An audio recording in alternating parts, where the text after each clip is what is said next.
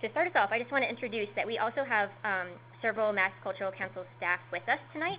I want to thank them for being here to help us out. Program Officer Caitlin Longmire, Program Manager Michael Ibrahim, and David Slatery, our Deputy Director, are here with us.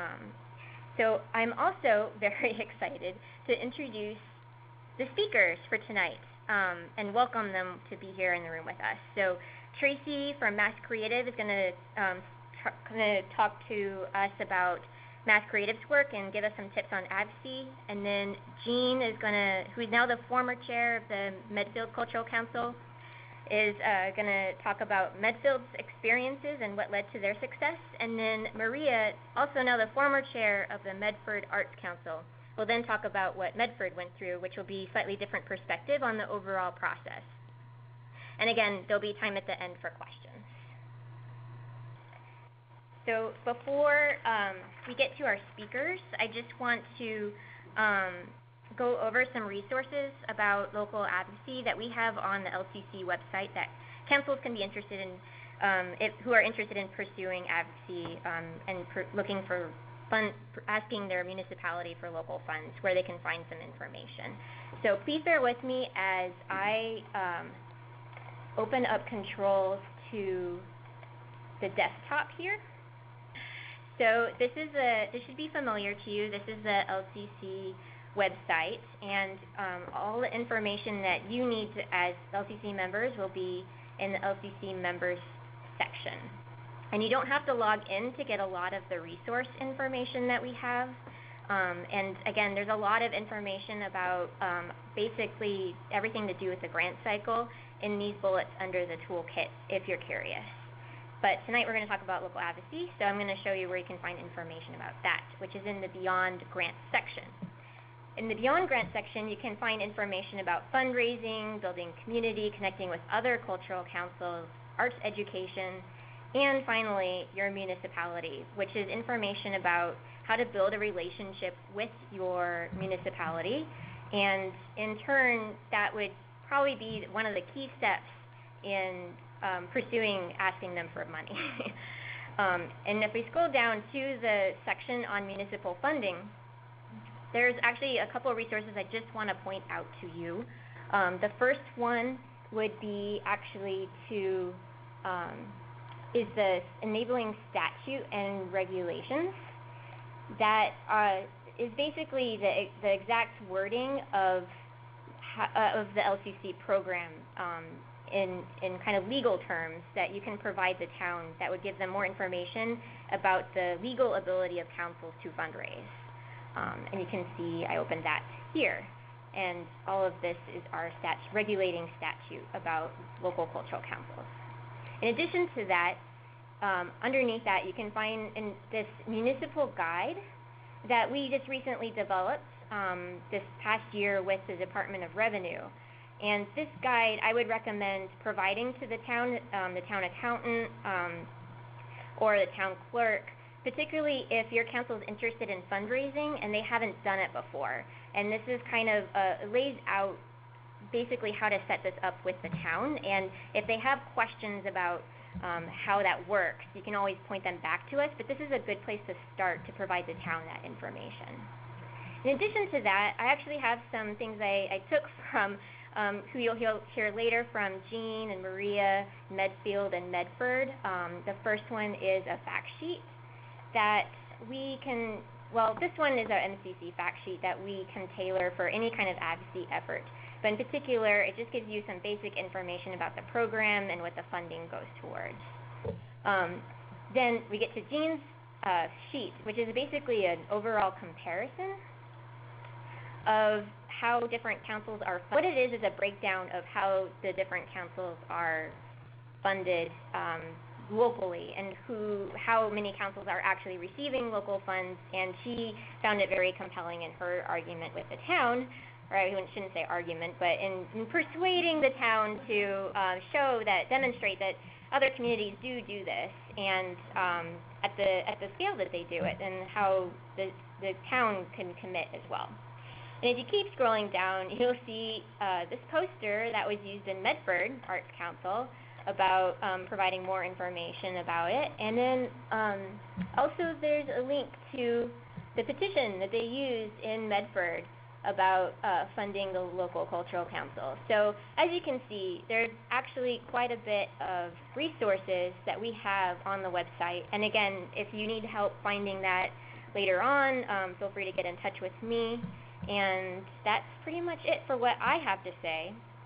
So I just want to kick us off and start us with Tracie, who's going to talk more about advocacy, local advocacy. So Tracie, great. Hi everyone, I'm Tracie Konopinski with MASSCreative.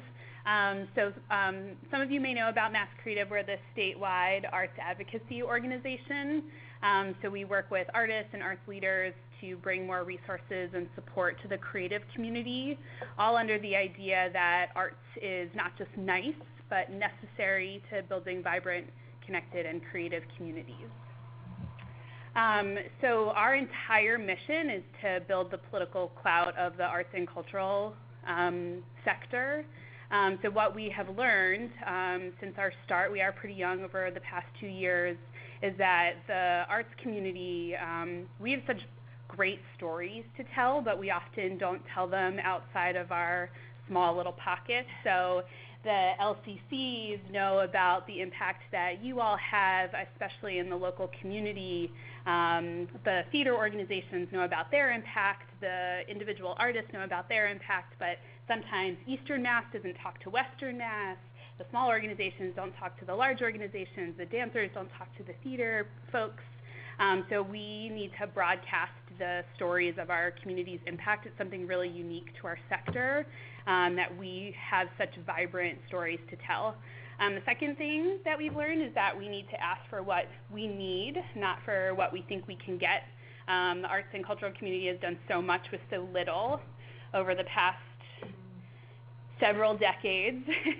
And instead, when funding gets cut, when arts education gets removed from schools, we can't react by we knew that was coming. We need to react with, no, that's not how it should be, and we should ask for what we need, not for what we think we can get. So we need to be a little bit bolder.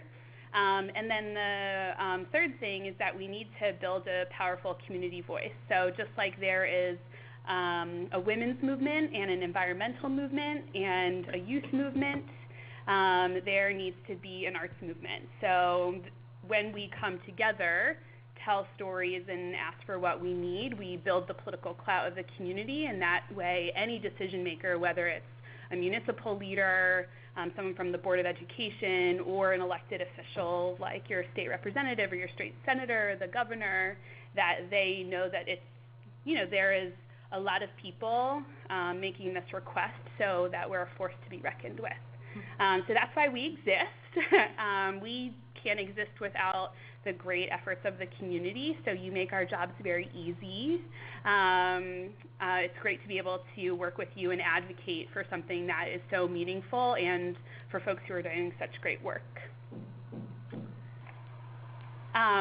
So one of the big issues that MASSCreative works on is increasing public investment in the creative sector. So we believe that arts is a public good, that it should be publicly funded, and what we have found to be the most compelling argument is that art, it drives the economy, it also enhances education, and it helps to build communities. So I find myself saying this all the time, whether it's to my mother or to my housemate or to a legislator. These are kind of the 3 points that resonate the most with everyone. I like to use these in combination because you never know. Lots of people have told me that, you always need to use the economic argument with legislators, but you don't know. Their kid may be taking violin lessons for the first time, and it's really about that personal story, is that what motivates them and what's going to get them to believe your story. So just to emphasize the importance of municipal funding, so that in reference to what we're discussing here, is 25 years ago, the Mass Cultural Council budget was at $27 million. It has basically been cut 60% over the years. and it now sits at about $12 million, which is a little bit of an increase over the past couple of years based on the advocacy work of the community and of the campaigns that we've helped to lead with the Mass Cultural Council, getting a little bit of a bump. But this just emphasizes that the budget used to be so much more, and the state is investing far less, which means that municipalities have another opportunity to increase this funding and to make the case that art is this public good where we should be publicly funding it. Great.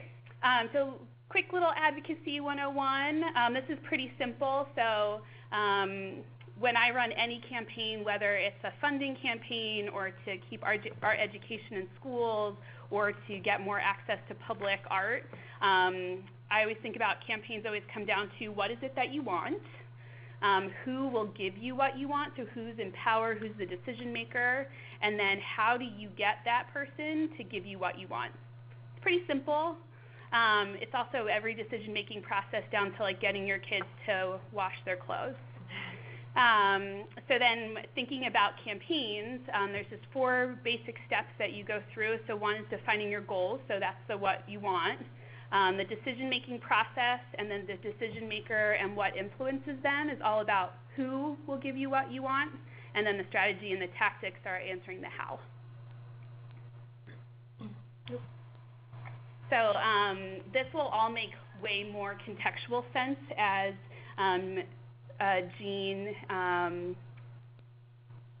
and Maria talk more about Medfield and Medford. So first, the goal, so you want to convince the municipality to increase municipal funding to the local cultural council. So at MASSCreative, we like to advocate to ask for a match, especially since the formula for the what you get at the local level, it's a whole algorithm. So it goes back to the asking for what we want or what we need, not just what we think we can get.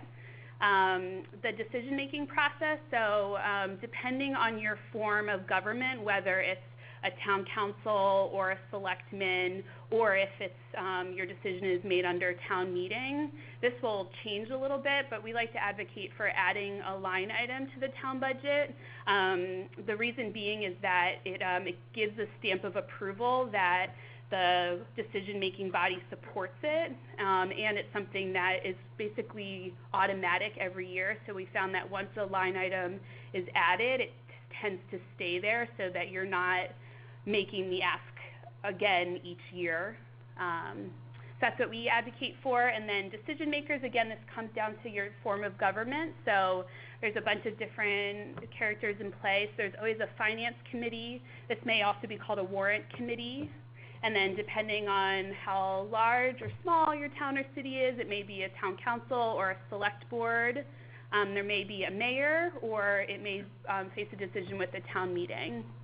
So depending on those decision makers, you always want to think about what influences them. So on just a normal day, what would get them to do what you want them to do? So in the political world, we find that there's always a public influence. So obviously your decision makers are elected, so they have to listen to the public. It's in the definition of their job. So you always want to tap into those influences. There's always important people in town. So the town manager may be someone who's well respected in the community and works really closely with the select board, for example. Their personal influences, so I know that there's been councils where the selectman's wife is on the council, or you go grocery shopping, or your kid is in soccer practice with the mayor's son, and so you always want to tap into the personal influences. And then there's obviously financial influences too, so if there's a big donor in town who's buddy-buddy with the mayor, for example. And then coming down to strategies and tactics, so what is it that you're going to do? These directly tap into what most influences them. So a fact sheet helps to make your case just on the merits. The showing public support, so you can get letters of support from grantees, from community members. The media is something that decision makers always look at. So if there's a great article about the fall festival that is in the local paper and it talks about how it's made possible through an LCC grant, that's really helpful. And then obviously public turnout at meetings. So every step of the decision-making process, just making sure that there's lots of people there wearing stickers and that it's very visual, that there's lots of support. You're basically not going to win just doing it by yourself. So a couple of just quick steps. So you always want to pitch the idea to the LCC members. It comes down to, not doing it on your own. You always want to knock on the door before you storm the castle. So that's where that fact sheet comes in. So you always want to try to convince them just based on the merits before you do anything that involves a little bit more pressure or public support. You want to meet with the key decision makers and pitch them on the idea. Sometimes they say yes right away. In my experience, sometimes they just, it doesn't really stop there. You need to garner support from the community. Then you want to make a full presentation to the decision-making body, and as it moves through the decision-making steps, continuing to show public support. Great, and then my last couple of take-home tips. So again, knock on the door before you storm the castle. So always enter the meeting with the assumption that they are going to say yes, absolutely, but be ready for them to say no.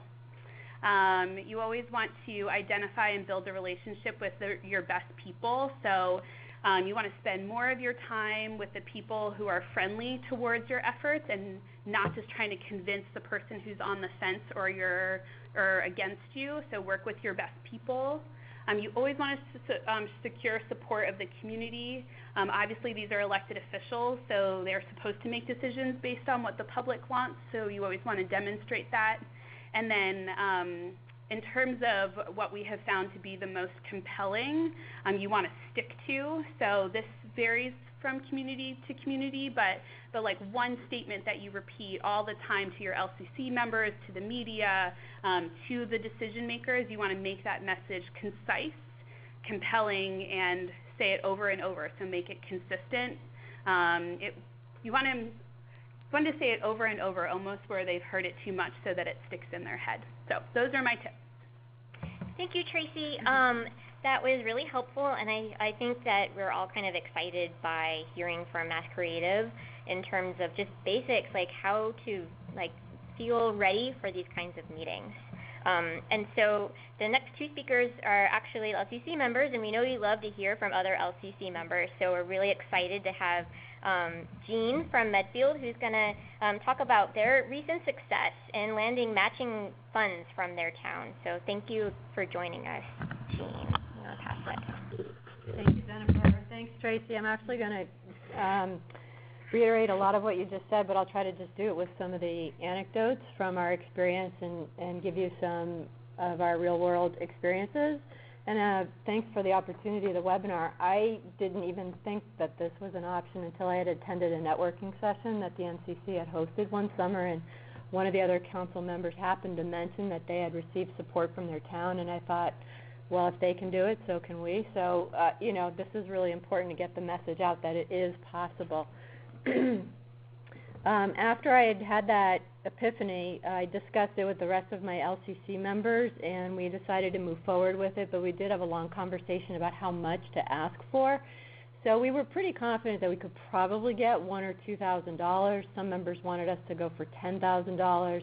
In the end, we decided to just go with the match that we get from the state because there seemed to be some validity to that number, and it sort of answered the question about why that amount. We then developed the case, and I presented that to the selectmen in the fall, and they voted unanimously in support of the idea. I should just pause for a second and mention that the Medfield system is one of 3 selectmen and then an annual town meeting where all the residents can go and vote on everything. And Maria will talk about a different kind of system. After we talked to the selectmen and they voted in favor of it, we had to decide how it would appear at town meeting. So it could have come from a selectman's budget or fund, but it turns out the cap for that would have been about $1,000 or $1,500, and since we were asking for $4,250, the decision was made that that should go on as a line item budget, which meant then that we had to go in front of our warrant committee, which is the financial arm or review for the town, and they review the requests from all the departments and then create the budget that gets voted on at the town meeting. But that's actually where it started to get really complicated for us. So in terms of what was most difficult, the time commitment is really intense, and that was from September to April. So it was about 8 months where we just had to buckle down. And then between the selectmen's approval and meeting with the warrant committee, we hit a glitch. And the glitch was that the town accountant questioned the legality of our request based on something called the anti-aid amendment. And I mention that because it may come up in other town processes also. And basically the issue was around the word or the word grants. And we had been talking about the LCC program as a grant program, and that's what's not allowed under this anti-aid amendment. So in fact, municipal departments cannot grant other monies, and that's where the question was raised. But in working with the MCC, we were able to clarify that. In fact, what the LCCs do is issue a call for proposals. We review applications and select some of them. We reach a formal agreement, and when the money is requested, the council reviews if the program has actually been implemented as it was promised. They submit receipts, and then the town reimburses them. So that's the difference in process. And under that process, it's legal to ask your municipality for funding. But where we ran into trouble is when that question was raised, the selectmen assumed that we had dropped the process and our request because in their minds it was illegal. And I happened to read in a selectman's blog one day that the articles were closing for the town meeting that afternoon, so I totally panicked because we hadn't received confirmation from the warrant committee yet that our article was going to move forward. So calling Mass Cultural Council, calling MASSCreative in a panic state, they were really amazing, so use them as your resources, but hopefully not as panicked as I was. So they were able to connect, actually Jennifer's boss, Jennifer, connected directly with our town council, and so we were able to move forward. But if you hear the idea of an anti-aid amendment raised as an objection, then you know you can actually proceed. Just call for backup. But this speaks to the difficulty of navigating the town meeting process.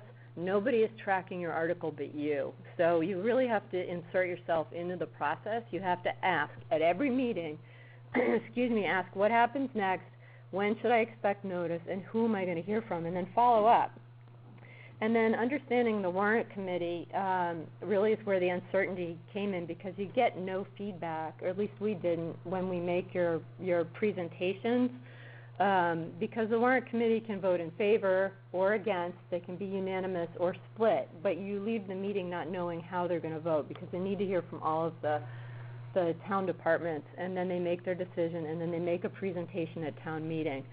So with that in mind, I'll talk about what was most successful. Tracie already mentioned a clear case, and for us, that had 3 components. One was a fact sheet about the LCC itself, because I think probably, like in your towns, we were one of the best kept secrets going. So you have to be more visible. Demonstrating need was really effective, and I did that by calculating the amount of requests that we were not able to fund. And for the prior 2 or 3 years, we were only funding 20 to 25% of the requests that were made. So that became very compelling and demonstrated clearly that there was need if we received this additional funding, that we had requests for it. And then identifying the other towns that were getting it meant that this was not really an unusual request per se, that in fact other communities were already doing it. So knowing your facts, that's the elevator pitch that Tracie mentioned. Identify your supporters. That included past grantees, and we were able to get 12 letters of support and line them up to speak at town meeting in our favor. Our state representative was incredibly helpful, and she attended our grantee reception, and she attends our town meetings. That adds some gravitas to our request. And then working with our other LCC members, it was really all hands on deck, and use your social media, which speaks to the visibility and engagement, and that doesn't mean just town leadership. You really do need that broad base of support that Tracie mentioned. So what we decided to do was take on a grantee reception, which we did 3 weeks before town meeting. And I know it's just like one more thing for volunteers, right? But I got to tell you, it was really effective because we were able to generate a ton of press. We had our cable TV station film it, so it started running again before town meeting. It was covered in our 3 local outlets, and then we followed up with letters to the editor. So we were in the paper every week for 3 weeks before town meeting.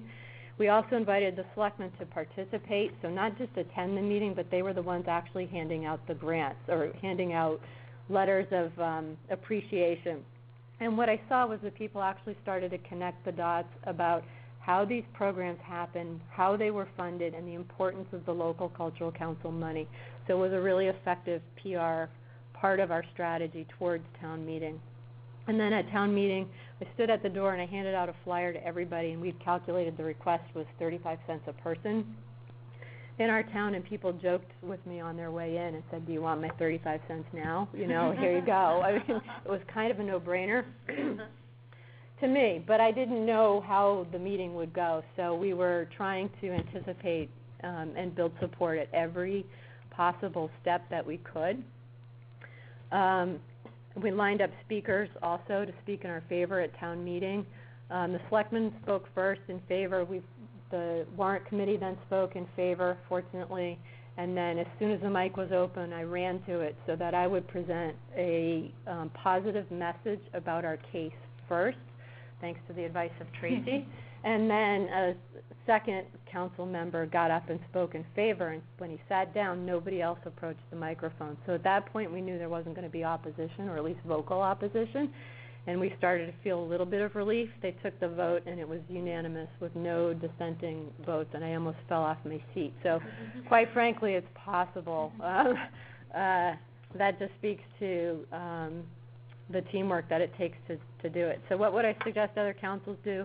Just start early. Be visible, even if you don't think you can take this campaign on now or this year, or there isn't enough time to get going. Just get visible in front of your town leadership now. Invite them to everything, but don't just send them an email. Get in front of them, attend their meetings, introduce yourself, connect with them, be the face of your LCC. And then we found that it was effective to have one person sort of in charge of this campaign, but all the other LCC members were actually critical throughout, so it really was a team effort. And they were able to jump in when I couldn't attend a meeting and so forth. So really presenting this unified effort I thought was effective, and just, you know, go for it. You've got nothing to lose and everything to gain. So thank you. Thank you so much for clarifying so much more in depth and eloquently than I ever could about the process that you went through, the heartache that you may have gone through, and hopefully the excitement of the success that you guys did also go through. So thank you so much for that and joining us, Jean. And again, if people have follow-up questions for Jean, you can, we'll have the contact information for her up, and you can ask her questions. Don't inundate her too much, but you can always go through me first if you want and feel more comfortable doing so. So after that, I want to then bring us over to Maria from Medford. And even though Medford and Medfield may get confused in terms of the way they sound very similar, they're actually two very different communities, and thus the process that they went through to go and ask for funding and then in turn receiving funding from their municipalities was quite different. So I'm really excited to have both Jean and Maria here to explain the two different processes to you. So with further ado, here is Maria. Thank you, and thanks everybody for setting me up so well, because the benefit of going last is I can just say ditto. I think it's been a real honor to be a part of this group of people who are doing such great work, and I really admire the advocacy in Medfield and with MASSCreative and the kind of community that you're helping build of all of us trying to demonstrate to our neighbors and our municipalities what we value. I have a really different story to tell, and what's interesting is that even though the details are different, the points are the same.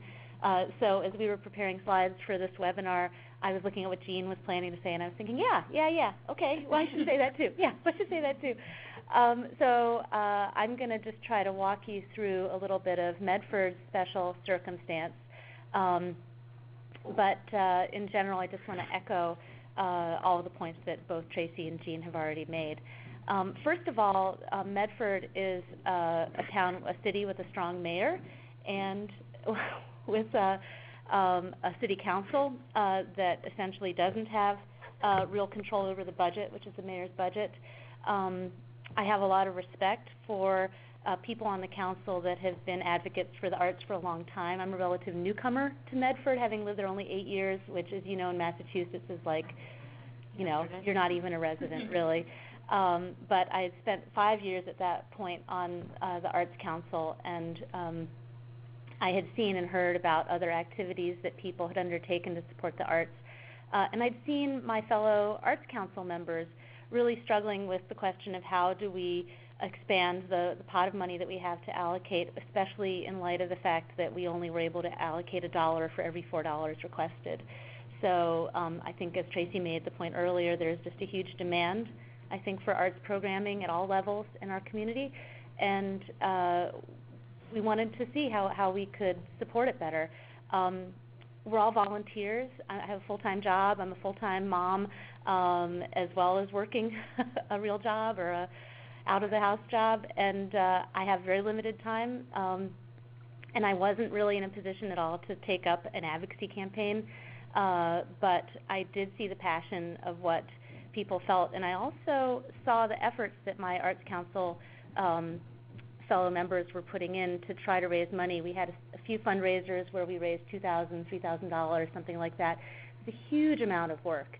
And obviously a much easier way and much more equitable way is to try to find money from the city or from some other outside source to support the kind of programming that we think the city should have at a higher level. So those were kind of the thoughts going through my head, and the first thing that we did was we had been having a regular annual reception for our grantees, and it was a really nice party, and members of our council worked their butts off to have a great time and to invite all the city councilors and to invite the mayor and to invite all our legislators as well as the grantees. And honestly, people stopped coming, and we thought this is not a really effective way to connect with our municipal leadership. So we thought what we should do is ask the city council to issue kind of citations to all of our grantees one year instead of putting money into this grantee reception. We approached 2 city councilors that we knew were friendly to the arts.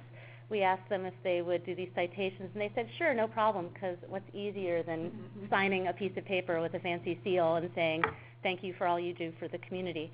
On the day that those citations were read out loud and presented in City Hall chambers, the council chambers, we had invited the grantees that could to be there to receive them in person. We also know we were reaching a lot of people in the community through the closed circuit television. I heard a lot of people later tell me they saw me on TV, so that was exciting. But amid all of the congratulations for these projects, there was an opportunity, I think, for us to make the point that there could be much more. That was kind of the opening that I saw that I thought we needed, because there really had been stasis up until then. Our mayor has been the mayor for over 20 years. The budget has been the budget for a very long time. There's not been a lot of advocacy or movement around the arts since I've lived in Medford.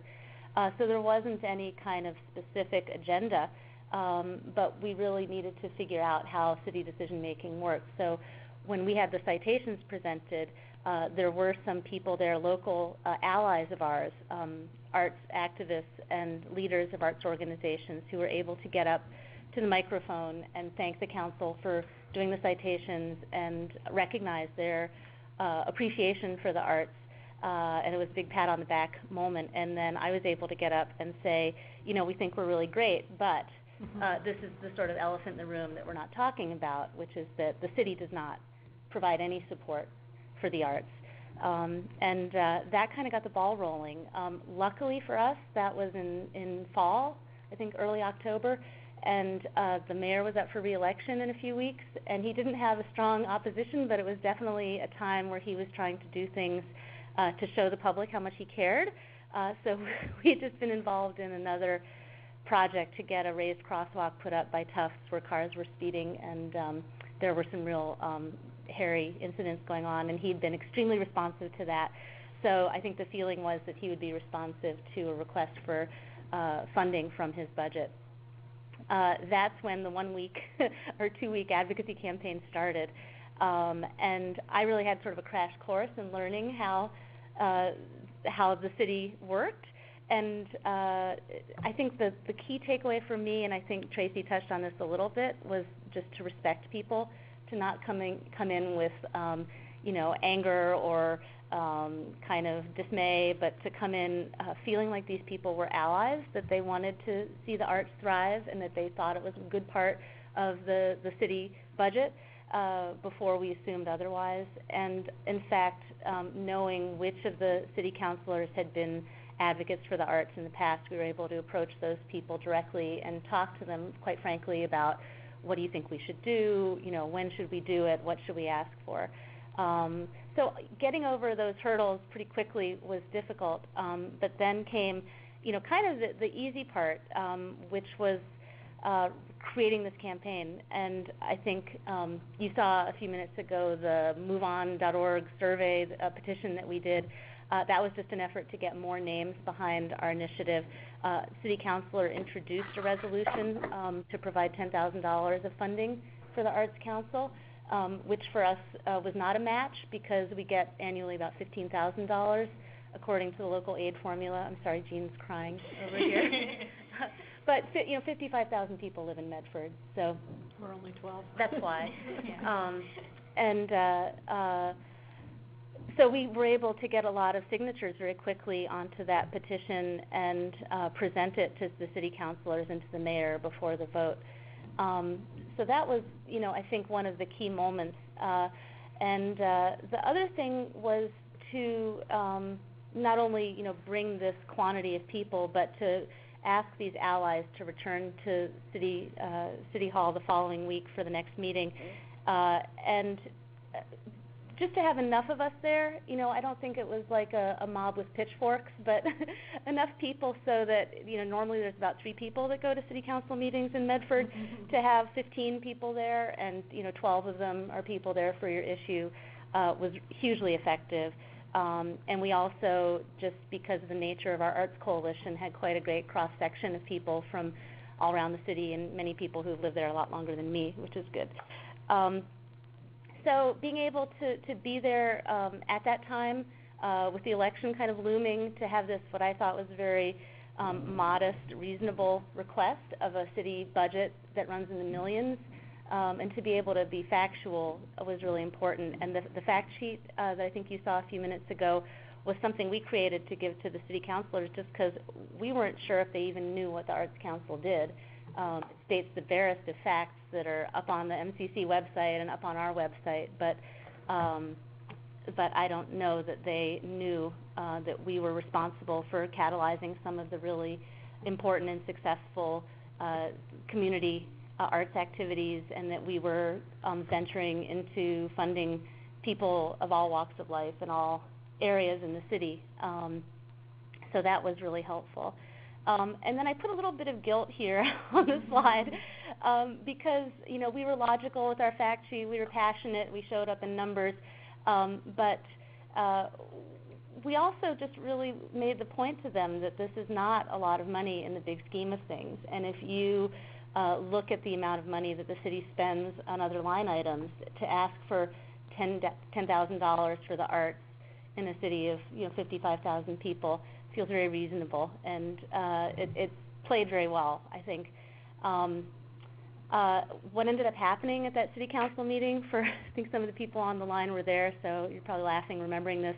A debate started between several city councilors about increasing that amount. Why not do 20? Well, they only asked for 10 in the resolution. Well, how about we split the difference and make it 15? So that was a really good feeling, good position to be in. And we knew we had our opening.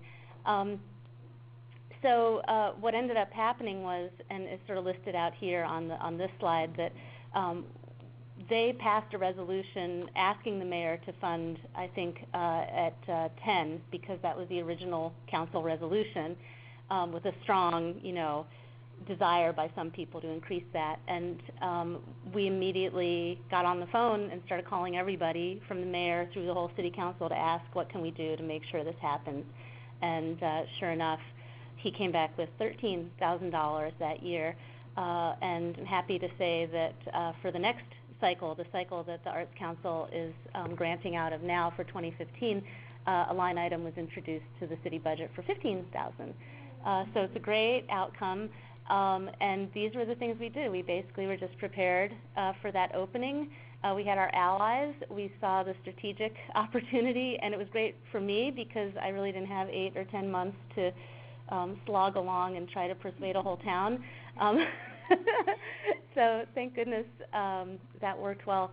And then I just had a couple other slides I wanted to make sure people saw. This is one I actually created for another advocacy event, but this is something that people found very effective, and this just illustrates the point that Tracie was making earlier about the level of funding for the arts. And this is, just the microcosm of what happened in Medford. So you see 2002 is there, our highest point, around $35,000 coming from the state for the arts, and then that kind of falling off the cliff. And a slow, scrabbling back out. There's even another little cliff there in 2009, and to where we are in 2014, just above $15,000 coming from the state. So in combination with the advocacy of people, like this is Shelley Gross, a woman who runs the early education and after-school program in the city, and who runs firsthand, 4 or 5 events a year that get some amount of Arts Council funding, concerts at Wrights Pond, and Haitian Independence Day celebrations, and other types of really exciting events. Pairing these things together and making it clear what the demand was for Arts Council funding, I think, was very effective. I think the last slide I have is just another visual, and this is Earl Howard, who's a potter who shows in West Medford Open Studios, and this was just one of the pieces of factual information that we tried to present, but really showing the faces of the people who were involved in the arts in Medford and who benefited from the programs that we funded, and then talking about, as Tracie said, what the economic situation was for the arts, I think really helped us make our case. So much, Maria. That was really helpful. And as you guys can probably tell from just how different these two councils worked out, is that the process can be very different depending on your community and the timing of it and what's happening, who you're speaking to. So that's why Tracie with MASSCreative and, of course, I here at Medfield Cultural Council are kind of your resources into helping you navigate that process and to be your cheerleaders throughout, because we know sometimes, it does take a week of worth of advocacy and you have so much happening in the community that does happen kind of naturally as it may have done in Medford. But then again, there's other times where you may run against opposition, like in Medfield, where you have to have a little bit of work to get to where you want to be. But 2 really fantastic success stories, and thank you again so much for being here tonight. And thank you for all of our listeners for participating. I'm sorry we have to mute all of you, but we do want to be able to have you guys have an opportunity to ask all of us here questions. And I know I've received a couple already. So as you guys are thinking and kind of culminating over all this material you've just heard from all of us, feel free to use the chat function to ask any questions right now, and I'll try to answer the first one because it came from Diane, and she was saying that in her community that the local funds that they do receive local funds, but they're encumbered for a very specific use. It was for like an annual event particularly, and that does happen sometimes, that you'll have basically local funds that are set aside for a very particular use. I haven't heard encumbered come up before, as I don't know, Tracie's shaking her head too, But I mean, if you want to talk more, Diane, about that, or if any other communities have that situation where the funds are encumbered for a particular use but are for arts and culture, feel free to get in touch with me, because I'm actually kind of curious to hear more about that. But I have seen in certain communities where the local government will fund the cultural council, but it's put aside for a particular event in town. So do we have another question here? We do. Jean, how many applications is Medfield? Oh, they're asking how many applications you get in Medfield. So Medfield gets a range depending on the year, and it could be maybe a low might be around 25 or so, but we've had as many as 40. But the number of applications, what didn't really factor into how we calculated what we were able to support. So when I did that calculation for the campaign, what we looked at was the amount of money requested of the council, and then what we were actually able to afford, because like everybody, you have to make some really hard decisions, and you can't always fully fund the things the requests as they come in. So rather than thinking about it as a number, we were thinking about it as the dollars that we were able to provide to support those programs. Great, thank you. So another question that we have is, how do you motivate other members on your council to get involved? And we know that can be a really tricky process, because too often one person gets burdened, or one person has a really exciting idea, but not everyone is really committed to it. So I think I'm going to let Maria answer this one. So in Medford's case, it was easy to get people to do things that were easy for them to do, and I think the petition was something that was relatively easy, that you could do from home, and you could do by email, and you could do sharing with your friends on social media. And I think my fellow council members really took advantage of the ability to get get the word out for this petition and raise that number. There was a lot of activity by all of us, because I think it was a relatively easy ask. Actually, in terms of showing up at City Council, obviously it's harder for people, and I found that our community grantees really were the best advocates. I mean, they obviously have a vested interest in showing up when you ask them to, and there were a few people in Medford that are so passionate about this issue already that it wasn't hard to ask them to show up, and in a way that they're the best advocates, I think, and not us, those who sit on the council, because they can speak directly about their programs and their benefits.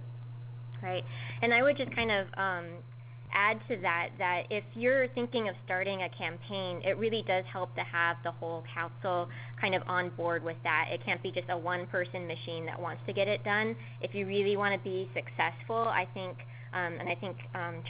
Tracie and Maria and Jean would all agree with me that it really helps when you have that support structure there. So I think I see one question here about, what's our next question? Sorry. Does the MCC communicate directly with city and towns that have provided additional funds? Yeah, that's actually a good point to thank the cities that have also made matching commitments or some kind of commitment to meeting the state's investment in the arts. And you know what, we haven't actually done that directly to the cities. We've kind of know that as council members and as grantees are the best advocates, it really does, and you're the residents in town, you are kind of the constituents that they want to hear from.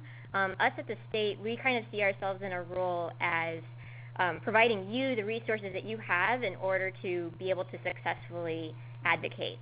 But like in the case with Jean and Medfield here, is at the very last minute she was panicked, and we had to communicate with another state agency, with the Department of Revenue, in order to get the correct language to define that these aren't necessarily grants in the eyes of the law, even though that's what we refer to the program as, that they're actually they meet all the qualifications in order to be able to receive municipal funding.